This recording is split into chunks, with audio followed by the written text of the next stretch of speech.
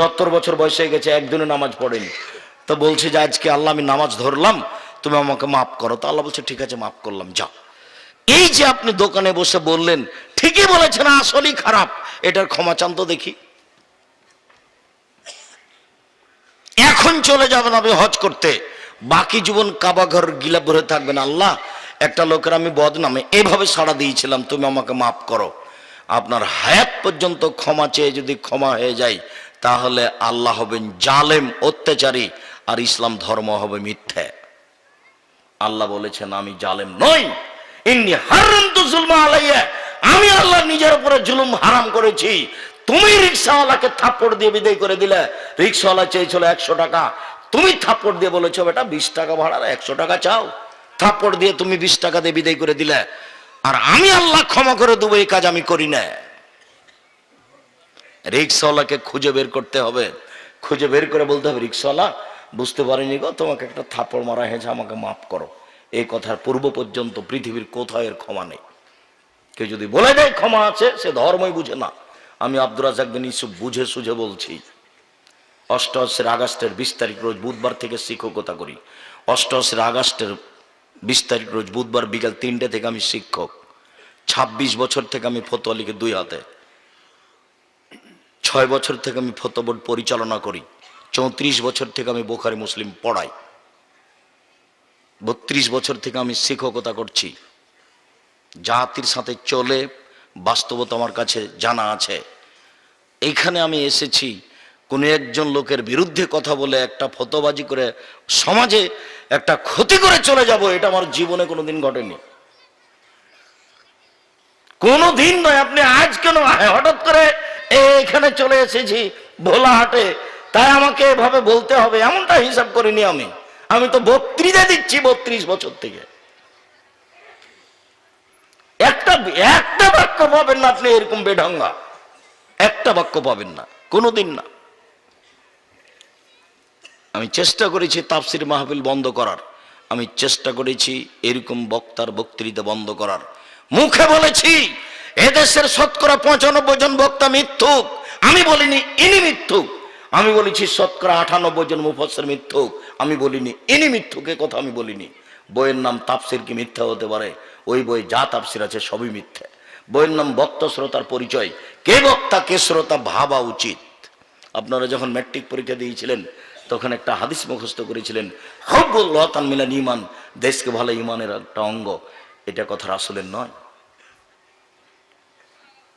উতরুল ইলম ওয়ালাউ কানা বিসসিন, শিক্ষার জন্য যদি চীন যেতে হয় তবে চলে যাও। 40টা হাদিস মুখস্থ করতে হতো, প্রায় একটাও ঠিক নয়।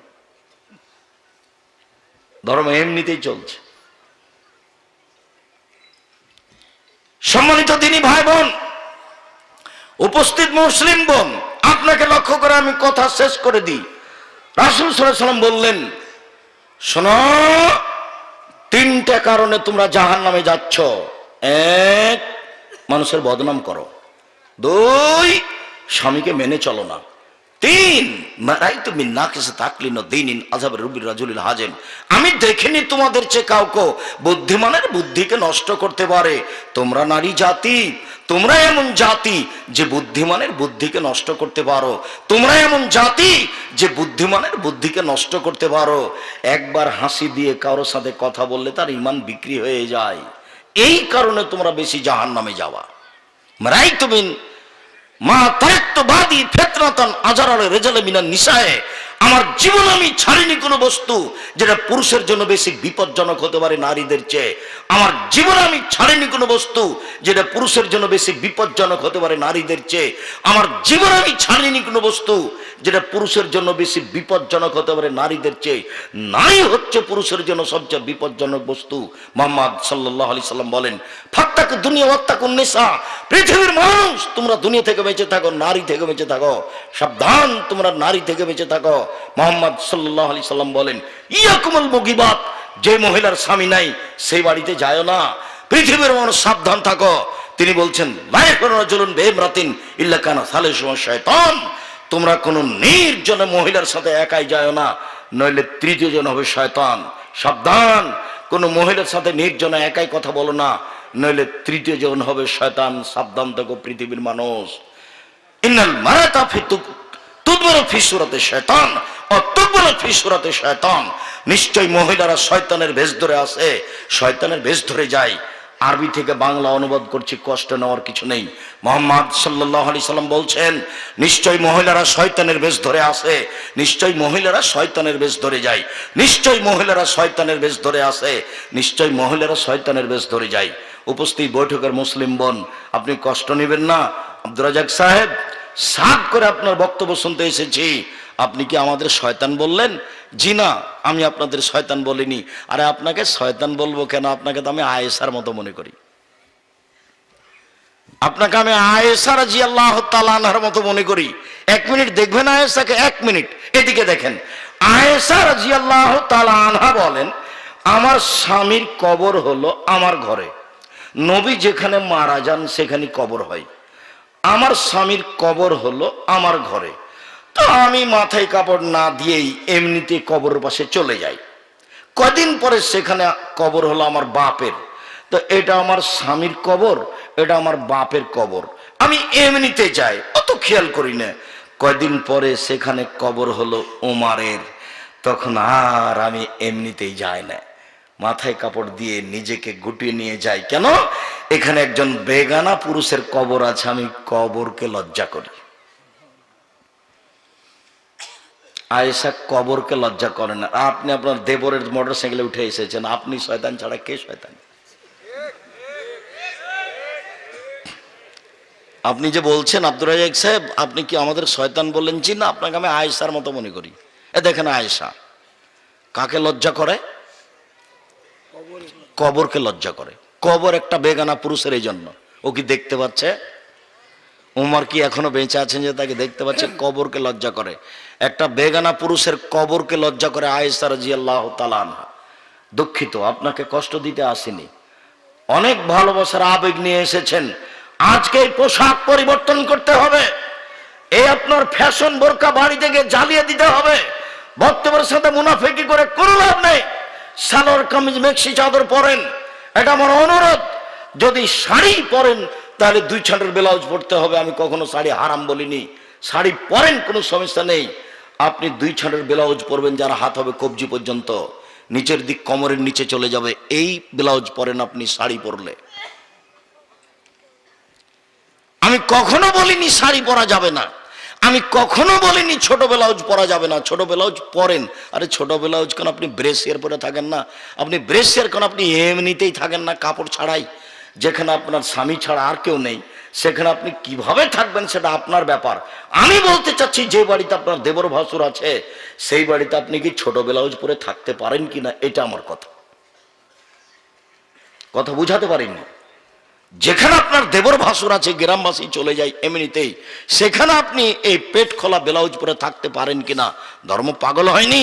আপনি ঠিকই বুঝেন, সামাজিকভাবে গড়ে চলছেন। শোনেন, বিচারের মাঠ এইভাবে নয়। সত্য সত্যই বিচার হবে মানুষের, পশু প্রাণীরও বিচার হবে, তবে বিচারই শেষ। পশু প্রাণী জাহান্নামে যাবে না, মানুষ এবং জিন জাহান্নামে যাবে। আপনি সাবধান থাকুন। বলছিলাম, সম্মানিত দিনী ভাই বোন, আল্লাহ তাআলা বলেন, আল্লাহ লা ইয়াহদি মান হুয়া মুসরিফুন কাযাব, যে মিথ্যুক তাকে আল্লাহ পথ দেখান না। দ্রুত কিছু হাদিস অনুবাদ করি মিথ্যা থেকে বেঁচে থাকার জন্য। উমামা বাহিলি রাদিয়াল্লাহু তাআলা আনহু বলেন, আনা যাইমুন বিবাইতিন ফি ওয়াসাতিল জান্নাহ লিমান তারাকাল মিরাহা ওয়া ইন কানা মুহিক্কান। কেউ যদি তর্ক ছেড়ে দেয়, সত্য হলেও তর্ক করবে না। কি আব্দুর রাজ্জাক এটা বলেছেন? আরে না এটা বলেছেন, আরে না এটা বলেছেন। আসসালামু আলাইকুম, গেলাম ভাই, আমি আপনার সাথে তর্ক করতে রাজি নই, আমি তর্কের সাথে জড়িত হতে চাই না, আমি গেলাম, আপনি থাকেন। যারা তর্ক ছেড়ে দেয় সত্য হলেও, আমি মুহাম্মদ সাল্লাল্লাহু আলাইহি ওয়াসাল্লাম তাকে জান্নাতে একটা ঘর নিয়ে দিব। অবে বাইতিন ফি ওয়াসতিল জান্নাহ লিমান তারাকাল কিযবা ওয়া ইন কানা মাজে। মজাক করে হলেও কেউ যদি মিথ্যা ছেড়ে দেয়, আমি মুহাম্মদ সাল্লাল্লাহু আলাইহি ওয়াসাল্লাম তাকে জান্নাতের মাঝামাঝিতে একটা ঘর নিয়ে দেব। মজাক করে হলে মিথ্যা বলবে না। আল্লাহ নবী বলছেন, কোন মা যদি তার বাচ্চাকে ডাকে, আব্বু আসো এই যে নেও, আব্বু আসো এই যে নেও, হাতে তার কিছু নেই, মিথ্যা বলছে, তখন বাচ্চা দৌড়িয়ে চলে এসে কোলে নিয়ে নিয়েছে। আল্লাহ রাসূল বলছেন হিয়া মিনাল কাদেবা, এই মহিলা মিথ্যাবাদিনী। আব্বু জুজু বুড়ি আছে এই বলে বাচ্চাকে ভয় দেখানো যাবে না, ওটা মিথ্যা। আল্লাহ নবী বলছেন কোন মা যদি মিথ্যার আশ্রয় নেয় বাচ্চাকে আদর করার জন্য, তাহলে সে মিথ্যাবাদিনী মহিলা, হিয়া মিনাল কাদেবা, সে হচ্ছে মিথ্যাবাদিনী। রাসূল সাল্লাল্লাহু আলাইহি ওয়াসাল্লাম বলছেন ওয়ানা বিবাইতিন ফি আল জান্নাহ লিমান আহসানা খলকাহু, কেউ যদি তার চাল চলনকে ভালো করে, মুখে ভালো কথা, কর্মে ভালো কর্ম, আমি মুহাম্মদ সাল্লাল্লাহু আলাইহি ওয়াসাল্লাম তাকে জান্নাতুল ফেরদাউস নিয়ে দেব। দেখি মনে থাকবে কিনা। এক, তর্ক ছেড়ে দিলে আল্লাহর নবী আমাকে কোথায় জান্নাতে ঘর নিয়ে দিবেন? জান্নাতে। দুই, মজাক করে হলো মিথ্যা ছেড়ে দিলে আল্লাহ নবী আমাকে মাঝামাঝির মধ্যে জান্নাতের মাঝামাঝিটা ঘর নিয়ে দিবেন। আর আচরণ ভালো করলে কি নিয়ে দিবেন? জান্নাতুল ফেরদাউস নিয়ে দিবেন। সাহল ইবনে সাদ রাদিয়াল্লাহু তাআলা আনহু বলেন রাসূল সাল্লাল্লাহু আলাইহি ওয়াসাল্লাম বলেছেন মাইয়াজমান লি মা বাইনা লাইহি ওয়া বাইনা রিজলাইহি আজমালাহুল জান্নাহ। পৃথিবীর মানুষ শুনে রাখো, কেউ যদি মুখে সত্য কথা বলে, মিথ্যা না বলে, আর যদি জেনায় লিপ্ত না হয়, আমি মুহাম্মদ সাল্লাল্লাহু আলাইহি ওয়াসাল্লাম তাকে জান্নাতে নিয়ে যাওয়ার জন্য জিম্মেদারি নিলাম। কিভাবে জান্নাতে নিয়ে যেতে হবে সেটা আমি দেখে নেব। এই ছেলে, আপনার পাশে থেকে কোনো ছেলে যেন উঠতে না পারে। আমি আপনার বিরক্তির পূর্বে বক্তব্য শেষ করব। আমাকে দয়া করে কোনো কাজ দেখাবেন না, আপনাকে আমি অনুরোধ জানাচ্ছি। এবং আমি খুব তাড়াতাড়ি শেষের দিকে যাচ্ছি। মনে থাকবে না মনে হয়? কেউ যদি মুখে মিথ্যা কথা না বলে আর জেনায় লিপ্ত না হয়, তাহলে জান্নাতে নিয়ে যাবেন। এ ব্যাপারে জিম্মেদার কে? মুহাম্মদ সাল্লাল্লাহু আলাইহি ওয়াসাল্লাম। হাদিস বুখারী মুসলিম।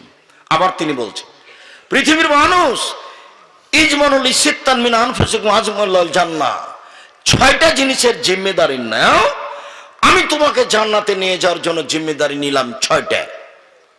এক, অসদুকা ইযা হাদাসতুম, কথা বল, সত্য কথা বলো। 2, অফ হয়ে যাও ওয়াদতুম, মানুষের সাথে ওয়াদা করলে পূর্ণ করো। 3, অদ্দুজা উতুমেন্তুম, ও প্রিন্সিপাল, হেড মাওলানা, হেডমাস্টার, মসজিদের সভাপতি, সেক্রেটারি, আপনাদের কাছে যদি 10 পয়সা জমা থাকে সময়ে দিয়ে দাও, আমি জান্নাতে নিয়ে যাব তোমাকে। 4, অফাজু ফরুজাকুম, জেনায় লিপ্ত হয় না, কিভাবে জান্নাতে নিয়ে যেতে হয় সেটা আমি দেখব। 5, গুজ্জু আবসারাকুম, বেগানা নারীকে দেখে চক্ষু নিচু করো, বেগানা নারীকে দেখে চক্ষু নিচু করো, কিভাবে জান্নাতে নিয়ে যেতে হয় সেটা আমি দেখব। 6, কুফাই দিয়াকুম, হাত সংবরণশীল করে রাখো, ক্ষমতা দেখায়ও না, কোন জায়গায় ক্ষমতা দেখাবেন না, অর্থের হোক দলের হোক, কোন জায়গায় ক্ষমতা দেখাবেন না। ফেরাউন ডুবে গেছে, ক্ষমতা দেখায়ও না। জান্নাত আমি নিয়ে যাব, কিভাবে নিয়ে যাব সেটা আমার ব্যাপার। মনে থাকবে না মনে হয়? 1, সত্য কথা বলো। 2, ওয়াদা পূর্ণ করো। 3, আমানত রাখলে ফেরত দাও। 4, জেনায় লিপ্ত হয়েও না। 5, বেগানা নারীকে দেখে চক্ষু নিচু করো। 6, ক্ষমতা দেখায়ও না। আমি তোমাকে জান্নাতে নিয়ে যাওয়ার জন্য জিম্মেদারি নিলাম, কিভাবে নিয়ে যাব সেটা আমার ব্যাপার। 1 মিনিট। রাসূল সাল্লাল্লাহু আলাইহি ওয়াসাল্লাম বলছেন 3 শ্রেণীর মানুষ জান্নাতে যাবে। 1, আল্লাহর ভয়ে কাঁদে যে। 2, আল্লাহ রাস্তায় পাহারা দেয় যে। 3, অপর নারীকে দেখে চক্ষু নিচু করে যে। যাবে বলছেন আল্লাহর নবী, হঠাৎ যদি কোনো নারীর উপরে চোখ পড়ে যায় তাহলে আমার কি হবে? এই ছেলে, খেয়াল করো, তোমাকে বলছে, তোমার হাতে তো বড় মোবাইল আছে, দেখো তো, তোমাকে বলছে। আল্লাহর নবী, হঠাৎ যদি কোনো মহিলার উপরে চোখ পড়ে যায় তাহলে কি করতে হবে? তো তিনি বলছেন আমারানি আন আসরে ফাবাসারি, তিনি আমাকে বললেন মুখটা ফিরিয়ে নিবা, চোখটা ফিরিয়ে নিবা। তাহলে আপনাদের বাড়িতে যে টিভি আছে সেই টিভিতে যদি রং মাখানো মহিলাটার খবর শোনেন, তাহলে এভাবে বসে থাকতে হবে, তাহলে আপনি শুনতে পারেন। বলো তো ছেলে, তোমার মোবাইলের কি হবে? তুমি নিজের বিচার নিজেই করো। তোমাদের বাড়িতে টিভির কি হবে? একবারে পুরো টিভি ভর্তি ল্যাংটা মেয়ে চলে আসছে। আল্লাহ নবী বলছেন, আমার জীবনে বড় ভয়, আমার উম্মত গোপন পাপে লিপ্ত হবে, এটাই বড় ভয়। পৃথিবীর মানুষ জাতির উদ্দেশ্যে আমি বলে যাচ্ছি, আমি মুহাম্মদ সাল্লাল্লাহু আলাইহি ওয়াসাল্লাম বলছি, মানুষ শিরক করবে এ ভয় আমি করি না। আমার ভয় হচ্ছে আমার উম্মত গোপন পাপে লিপ্ত হবে, এটা আমার ভয়। মানুষ মোবাইলে দিনরাত জেনা করছে, গোপন পাপ। মানুষ গোসলখানায় ঢুকে জেনা করছে, গোপন পাপ। আল্লাহ নবী বলছেন, আমার জীবনে বড় ভয়, আমার উম্মত গোপন পাপে লিপ্ত হবে। রাসূল সাল্লাল্লাহু আলাইহি ওয়াসাল্লাম বললেন, চক্ষু ফিরিয়ে নিতে হবে। আব্দুল্লাহ ইবনে আমর রাদিয়াল্লাহু তাআলা আনহু বলেন, রাসূল সাল্লাল্লাহু আলাইহি সাল্লাম বলেছেন, চারটা জিনিস আছে যার, সবকিছু আছে তার, চারটে জিনিস নেই যার। কোন উপজেলা চেয়ারম্যান সাহেব একবারে এক পাতা, 30 বছর থেকে বলছি, আমি চাঁপাইনবাবগঞ্জের মানুষ, সারা পৃথিবীর বাঙালিকে বলেছি, এটা দোয়া যদি নবীর দোয়া হয়ে যায়, আমি সেদিন থেকে জাতির সামনে বক্তব্য দেব না।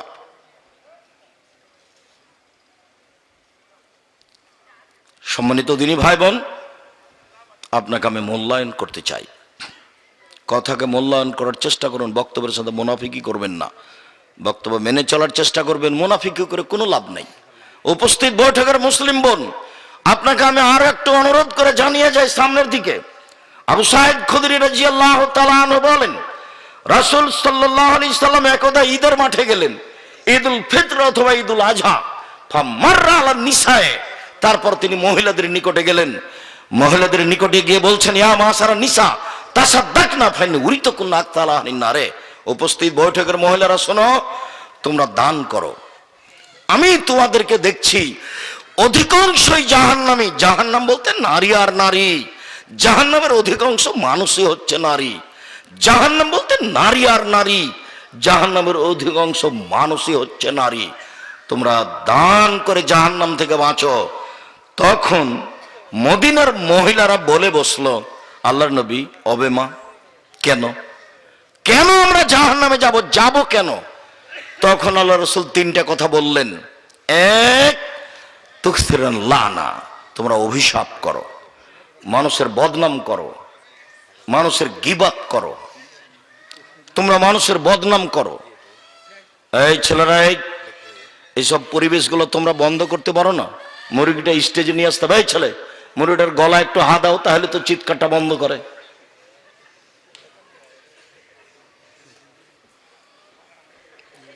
ওসবগুলো ওই দূরে রাখবেন, এখানে কেউ স্টেজে নিয়ে আসবেন না।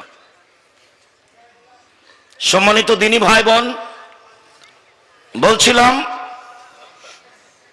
মদিনার মহিলারা বলে বসলো, আল্লাহর নবী, আমরা বেশিরভাগ মানুষ জাহান্নামে যাব কেন?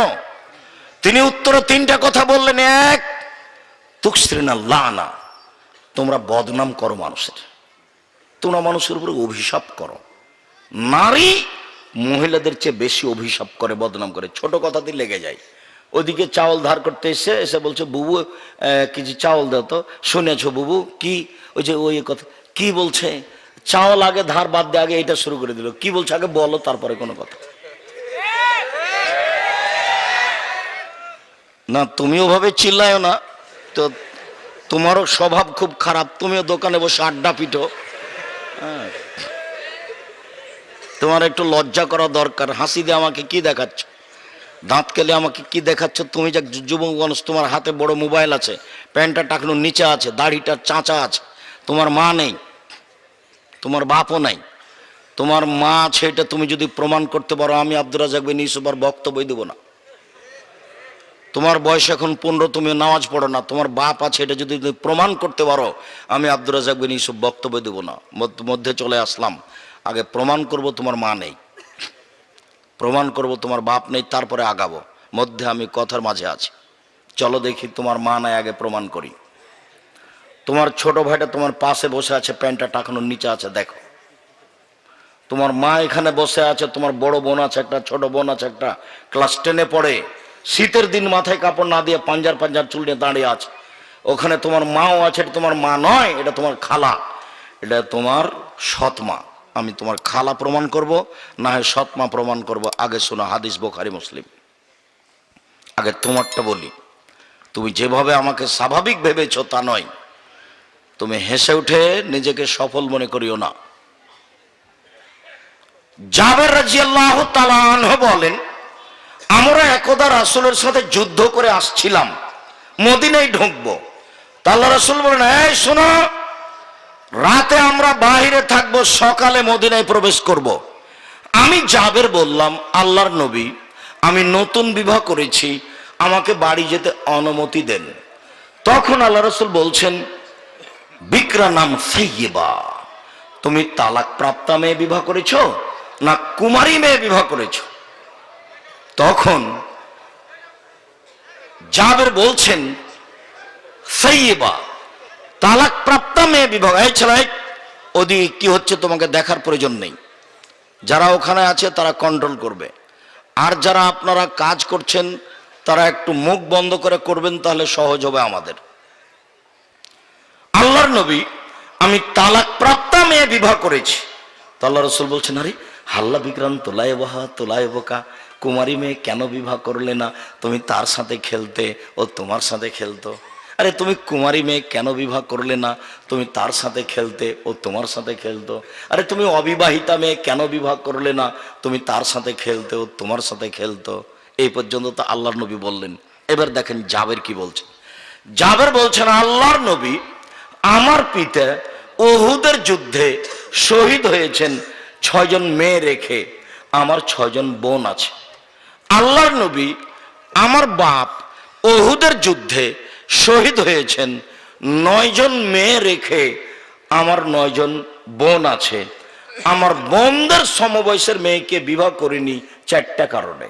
এই 4টা কারণ তোমার মায়ের মধ্যে থাকতে হবে, এটাই জরুরি। এক খেলে চেয়ে থাকবে, কারো গায়ে হাত দিয়ে বসে আছো নাকি? রেডি হও, এক খেলে আমার দিকে চেয়ে থাকো। সম্মানিত দিনী ভাই মুরব্বী, আপনাকে আমি অনুরোধ করছি, আপনাকে আমি অনেক ভালোবাসি, আপনি আমার দিকে এক খেলে চেয়ে থাকবেন। আল্লাহর নবী বললেন, তুমি কুমারী মেয়ে কেন বিবাহ করলে না? তো এখন জাবের বলছেন, আল্লাহর নবী, আমার বাপ উহুদের যুদ্ধে শহীদ হয়েছেন 9 জন মেয়ে রেখে, আমার 9টা বোন আছে। আমার বোনদের সমবয়সের মেয়েকে আমি বিবাহ করিনি 4টা কারণে। এক, লেতুয়াল্লেমা হন্না, লেতুয়াদ্দেবা হন্না, আমার স্ত্রী যেন আমার বোনদেরকে শিষ্টাচার শিখাতে পারে। কুমারী মেয়েকে বাড়িতে নিয়ে আসলে, আমার বোনদের সমবয়সের মেয়েকে বাড়িতে নিয়ে আসলে আমার বোনদেরকে শিষ্টাচার শিখাতে পারবে না। তাই আমি তালাকপ্রাপ্ত মেয়ে বিবাহ করেছি, যাতে করে আমার স্ত্রী আমার বোনদেরকে শিষ্টাচার শিখাতে পারে। মা মানে বাচ্চাকে শিষ্টাচার শিখাবে। শিষ্টাচার, শিষ্টাচার কি জিনিস? শিষ্টাচার, আম্মু পানি খাওয়ার সময় ডান হাতে গিলাস ধরবা, বসে পানি পান করবা, 3 শ্বাসে করবা, শিষ্টাচার। আম্মু মসজিদে প্রবেশের সময় ডান পা আগে ঢোকাবা, বাম পা পরে, শিষ্টাচার। আম্মু জুতা স্যান্ডেল পরার সময় আগে ডান পায়েরটা পরবা, খোলার সময় আগে বাম পায়েরটা খুলবা, শিষ্টাচার। আম্মু রাস্তায় হাঁটার সময় রাস্তার এক পাশ দিয়ে হাঁটবা, শিষ্টাচার। আম্মু বাড়ি থেকে বের হওয়ার সময় আমাদের সালাম দিয়ে বের হবা, শিষ্টাচার। আম্মু মোবাইলে রিং হচ্ছে, অন করে দিয়ে বলবা, আসসালামু আলাইকুম। হ্যালো বলো না আম্মু, হ্যালো বলে কুকুরকে ডাকে।